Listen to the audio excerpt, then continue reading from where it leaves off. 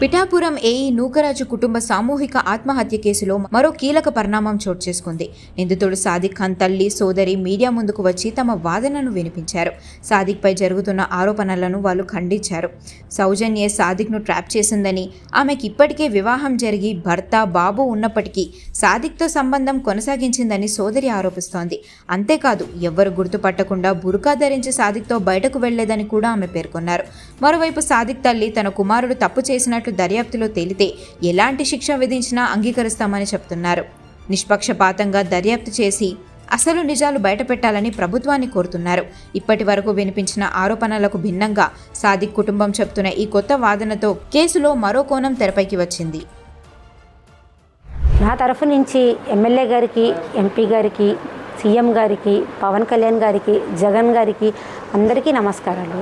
Collector గారు, SP గారు కూడా ఏం జరిగింది, ఏం జరగలేదో అన్నీ కరెక్ట్గా తెలుసుకుని న్యాయం చేస్తారని నేను కోరుకుంటున్నాను. నేను మరి చాలా ఆరోపణలు వచ్చినాయి కదా, సౌజన్య వాళ్ళ ఫ్యామిలీ ఎంత చనిపోవడానికి కారణం సాదిక్ అంటున్నారు.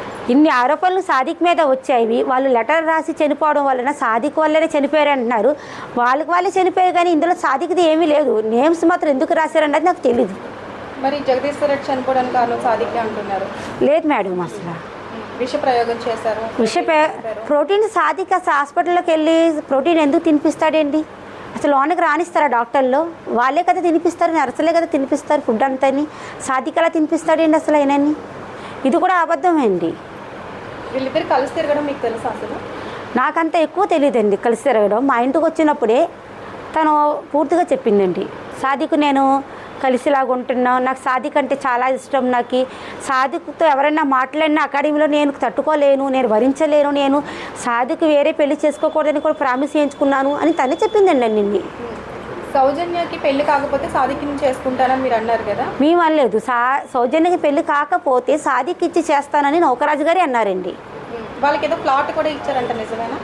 ఫ్లాట్ కదా, అద్దెకి ఇల్లు తీసుకున్నారండి. ఇల్లు తీసుకుని అంటే పాత ఉన్న ఇంట్లో వాళ్ళ హస్బెండ్కి అందరూ తెలుసున్న వాళ్ళు ఉన్నారు అక్కడ. ఇక్కడికి వస్తూ వెళ్తూ ఉంటే సాదిక్ బ్యాడ్గా ఉంటుంది, 6 నెలల తర్వాత ఏదైనా మాట్లాడదాం సాదిక్ అని నౌకరాజు గారు చెప్పారు. కొన్ని ప్రాపర్టీస్ అవిని మార్చవలసి ఉన్నాయి, కొన్ని పనులు ఉన్నాయి, ఈ లోపల ఎన్ని పనులు జరిగిపోవాలి అనేసి అన్నారండి. అసలు ఎలా పరిచయం సాదిక్కి సౌజన్యకి? ఎలా పరిచయం? అకాడమీ నుంచి పరిచయం అండి. ఎన్ని ఇయర్స్ అండి? నాకైతే 1 ఇయర్ నుంచి తెలుసండి. 2 ఇయర్స్ నుంచి అన్నాడంట. వాళ్ళ హస్బెండ్ వచ్చేవారు, వెళ్ళేవారు, తర్వాత నౌకరాజు గారు కూడా వెళ్ళేవారు, వచ్చేవారు, తర్వాత సౌజన్య ఎంటర్ అయిందండి. నౌకరాజు గారు కూడా కొన్ని రోజులు మాట్లాడేవారు, తర్వాత పెళ్లి చేస్తానని ఏదో చెప్పారంట, డిజైన్. కానీ ఒక భర్త ఉండి పెళ్ళి అవ్వి ఒక బాబు ఉండి కూడా ఒక అబ్బాయిని తను ఇష్టపడిందంటే తప్పు ఇద్దరిది ఉంటుంది కదండి. మరి గవర్నమెంట్ ఒకవైపే చూపిస్తుంది వేలు. ఇప్పుడు తనకంటే పెళ్ళి అవ్వలేదు, తనకు వెళ్ళే మీద పడుతున్నాడు. ప్రాపర్టీస్ ఉన్నాయి, అన్నీ ఉన్నాయి తనకి. మాకు ప్రాపర్టీస్ వద్దండి, మాకు ప్రాపర్టీస్ కానీ మాకు ఆస్తులు కానీ వాళ్ళ అంతస్తులు ఏమి మాకు అక్కర్లేదండి. మేము ఇలాగే ఉంటే మీడియం క్లాస్ ఇవ్వండి. ఆ అబ్బాయి కూడా మా బాబు మాకు కావాలి అంతేనండి. ఇప్పుడు మమ్మల్ని పోషించేవారు మా పిల్లలండి, నన్ను పోషించేవాళ్ళు. నా పిల్లలకి ఇంత కష్టం వస్తే నేను ఎలాగండి? ఏదైనా గవర్నమెంట్ సరిగ్గా కరెక్ట్గా చేయకపోతే మాత్రం మేము అందరం కలిసి గవర్నమెంట్ మీద లెటర్ రాస్తామండి. ఈ ఘటన జరిగిన తర్వాత సాదిక్ ఎందుకు పారిపోయాడు? 5 రోజులు భయపడి పారిపోయి ఉంటాడు మేడం. మీకైనా చెప్పారా? నాకేం చెప్పలేదు మేడం. ఫోన్ కూడా చేయలేదు? బయట లేదండి, నాకు చేయలేదండి ఫోను. నా కాల్స్ కూడా చెక్ చేసుకున్నారు కదా. పోలీసులు వచ్చారా జరిగిన తర్వాత మీ దగ్గరికి? వచ్చేదండి. అసలు సాదిక్ బిహేవియర్ ఎలా ఉండదమ్మా? మీకు ఎప్పుడైనా పర్సనల్గా తను ఏమైనా మీతో షేర్ చేసుకునేవారా? అంటే ఏ విషయంలో మేడం? అంటే ఇది సౌజన్య విషయమే. సౌజన్య విషయంలో అయితే మేము అడిగితేనే తను మాతో షేర్ చేశాడు మేడం. అంటే నైట్స్ కాల్ మాట్లాడితే నేను ఒక్కొక్కసారి లేచి బాబు కోసం మిల్క్ తీసుకోవడానికి వెళ్ళినప్పుడు నేను అప్పుడు వినేదాన్ని మేడం. అప్పుడు నేను సడన్గా అడిగాను, ఎవరితో మాట్లాడుతున్నావు, ఎవరితో ఉన్న రిలేషన్ అని అడిగితే అప్పుడు తను చెప్పాడు మేడం. ఇలా తన స్టోరీ చెప్పాడు మేడం. చాలా పెద్ద స్టోరీ మేడం. యాక్చువల్లీ తను మా బ్రదర్కి చెప్పిన స్టోరీ మాకు చెప్పింది. ఆ విషయం మా బ్రదర్ మాకు చెప్తే మేము చెప్పే ఇవన్నీ అబద్ధాలు చెప్తున్నారు, నేను ఏదైనా ట్రాప్ చేయాలనుకుంటున్నారేమో వాళ్ళు, అంతవరకే తను నేనేమి ఇష్టపడట్లేదు, నేను యూస్ చేసుకోవాలనుకుంటుంది అని చెప్పి మేము చెప్పాం మేడం మా బ్రదర్కి. చాలాసార్లు చెప్పాము, అయినా వాళ్ళు మా మాట వినలేదు మేడం. అలా సౌజన్య కూడా మేము చెప్పాం మేడం. వాళ్ళ ఫాదర్ వచ్చి చెప్పారు, మేము చెప్పినా సరే వాళ్ళు మా మాట వినకుండా తను ఒకే పట్టు మీద కూర్చుంది మేడం. మా బ్రదర్ని పెళ్లి చేసుకుంటాం, సాదిక్ ఎవరిని పెళ్లి చేసుకోకూడదు, సాదిక్ లేకపోతే నేను ఉండను, ఒకవేళ నన్ను పెళ్లి చేసుకోకపోతే సాదిక్ నేను సూసైడ్ చేసుకొని చచ్చిపోతానని చెప్పి బెదిరించేది మేడం మా బ్రదర్ని. ఎన్నిసార్లు మీ దగ్గరికి వచ్చిందా? తను మా ఫాదర్తో ఒకసారి వచ్చింది, మళ్ళీ రీసెంట్గా వాళ్ళ హస్బెండ్ చనిపోయిన తర్వాత ఒకసారి వచ్చింది మేడం. అంతకు ముందు అయితే వీరు రిలేషన్లో ఉన్నప్పుడు 2 times వచ్చిందంట మేడం. అప్పుడు మేము హోమ్లో లేమని చెప్పి మేము వైజాగ్ మ్యారేజ్కి ఎక్కడికో వెళ్ళినప్పుడు తను వచ్చిందంట మేడం మా హోమ్కి. నైట్ వాళ్ళ ఇంటికి వెళ్ళేవాడండి షాదీ? లేదు మ్యామ్, అలాంటిది.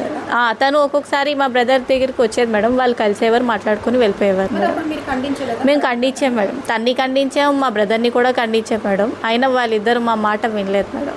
బాబుని ఉగ్రవాదులకు అప్పచెప్పేస్తానని అవి అబద్ధాలు మేడం. ఆ బాబుని నేను నిజం చెప్తాను మేడం, ఆ బాబుకి ఎవరో నేర్పించి ఉండాలి మేడం. ఎందుకంటే మేము ఏ ఉగ్రవాదులకి ఇచ్చేయడానికి మా దగ్గర పెద్ద అంత బ్యాక్గ్రౌండ్ ఏం లేదు మేడం. మేము ఎప్పుడెప్పుడే వస్తున్నాం మేడం, ఒక లైఫ్కి అంటూ సెట్ అవ్వాలనుకుంటున్నాం. ఈ మధ్యలో ఏమో ఈ ఇష్యూ జరిగింది, ఉగ్రవాదుల దగ్గరికి వెళ్ళిపోవడానికి మేమే నక్సలైట్లు కాదు మేడం, మేమే ఉగ్రవాదులు కాదు మేడం, టెర్రరిస్టులు కూడా కాదు మేడం. ఇలా బయట నుంచి ఆరోపణలు చేస్తున్నారు కదా మేడం, ముందు ఇవి స్టాప్ చేయమని చెప్పండి మేడం. ఖురాన్ చదవాలి, మతం మారాలి, అవన్నీ తన ఇష్టమే మేడం. ఎందుకంటే ఒకసారి మా బ్రదర్ నాకు కాల్ చేసి హైదరాబాద్ నుంచి బుర్కా తీసుకురా అంటే నేను సైజ్ అడిగాను. అంటే తన హైట్ ఎవరు రాంగో నాకు తెలియదు అని చెప్పి బుర్కా సైజ్ అడిగితే తనే ఇష్టపడి బుర్కా వేసుకొని మా బ్రదర్తో బయటికి వెళ్ళేదంట మేడం. బుర్కా అంటే తను నార్మల్గా వెళ్తే తనంటూ ఎవరికైనా తెలుస్తుంది, ఐడెంటిఫై అయిపోతానని చెప్పి బుర్కా వేసుకొని మా బ్రదర్తో తను బయటికి వెళ్ళేది మేడం. ఆ బాబు కూడా మా బ్రదర్తో తిరిగేవాడు మేడం.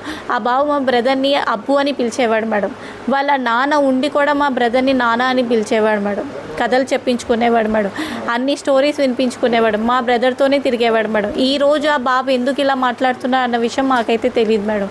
ఆ బాబుకి ఎవరైనా నేర్పించేనే ఉండాలి, లేకపోతే తను ఎవరైనా భయపెట్టించేనే ఉండాలి. ఫైనల్గా షాదీక్ మీద వచ్చిన ఆరోపణలకి మీరేం చెప్తారు? మేము ఫైనల్గా చెప్పే మాట ఇదే మేడం, మా బ్రదర్ మీద లేనిపోని నిందలు వేయొద్దని చెప్పండి మేడం. అది కూడా ఆస్తి మేము తీసేసుకున్నాం ఇవన్నీ అంటున్నారు కదా మేడం, అవన్నీ మా డీటెయిల్స్ ఆల్రెడీ డిపార్ట్మెంట్లో ఉన్నాయి, చెక్ చేసుకోమని చెప్పండి మేడం. ములాఖాతులు ఏం చెప్పారు? ములాఖాత్లో తను చెప్పింది ఇదే మాట, నా పేరు ఎందుకు రాసుకొని తను ఎందుకు చనిపోయింది, అలా తను ఎందుకు చనిపోయిందో కూడా విషయం తనకి కూడా తెలియదు మేడం. తను కలిసి అదే అన్నాడు, మొత్తం పరువు అంతా తీసేశారు, వాళ్ళది పోయింది, మాది పోయింది, నేను ఈరోజు మేము ముందు ఇలా తలదించుకొని ఉండిపోయాను, నేను ఆ తప్పు చేయలేదమ్మా, ఎందుకు రాశారో కూడా నాకు తెలియదమ్మా. తను రియో అని పిలుస్తారు అబ్బాయిని, మా బ్రదర్. రియో కోసం నేను చాలా ఆలోచించేవాడిని. రియో ఒకవేళ తను సౌజన్య ఎప్పుడైనా ఏదైనా సూసైడ్ అటెంప్ట్ చేసుకుంటే తను మా బ్రదర్తో షేర్ చేసిందంట మేడం. ఏమైనా సరే నాకు రియోని నువ్వే చూసుకోవాలి, మా ఫ్యామిలీ వాళ్ళకి ఇవ్వద్దు అని చెప్పి కూడా చెప్పిందంట మేడం. ఈ విషయం కూడా మా బ్రదర్ మాతో షేర్ చేశారు మేడం.